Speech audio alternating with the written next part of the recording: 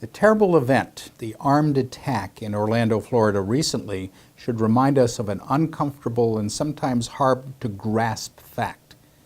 The fact is that we're at war. It is sometimes hard to grasp because the warfare we're involved in is a slow-motion, episodic, culturally based conflict. It does not resemble the war style of World War II or the Korean War or Vietnam, but it's nonetheless costly and threatening and, as we've seen, lethal. In military circles, it's sometimes called fourth-generation warfare. The origins of the conflict go all the way back to 14th century Syria and 18th century Arabia, to the radical theologians of Ibn Taymiyyah and Ibn al-Wahhab. In this conflict, we are not at war with a nation-state or with a religion or with an ethnic group.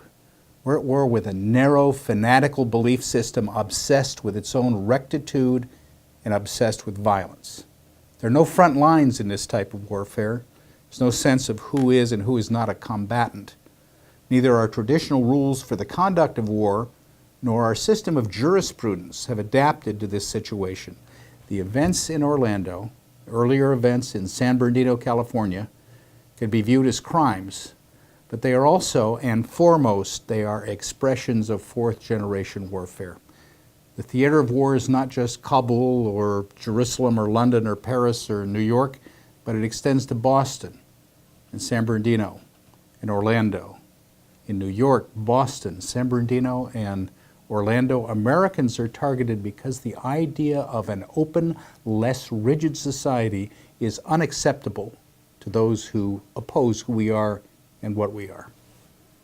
We are no longer just threatened by those who travel abroad and train for terrorism. Combatants now stay home to be inspired and recruited and encouraged to murder on the internet. As you see in news coverage, law enforcement officers are in the middle of this conflict. We hear criticism of the militarization of police departments, but that criticism goes quiet when Kevlar helmets and flak vests and armored vehicles save lives, as they did in San Bernardino and Orlando. All acts of terrorism take place at the local level, and significant resistance to these acts must involve local communities and local law enforcement. We need to remember this as we build the future of law enforcement in America. I believe that we should engage in the process of examining law enforcement policies and practices. We need to work with communities to uphold and strengthen accountability.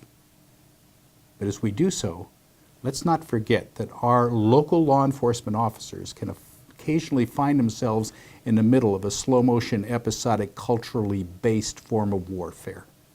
Let's not forget the degree to which this presents an enormous challenge to local law enforcement. Let's not forget that we depend on one another for safety and protection and survival.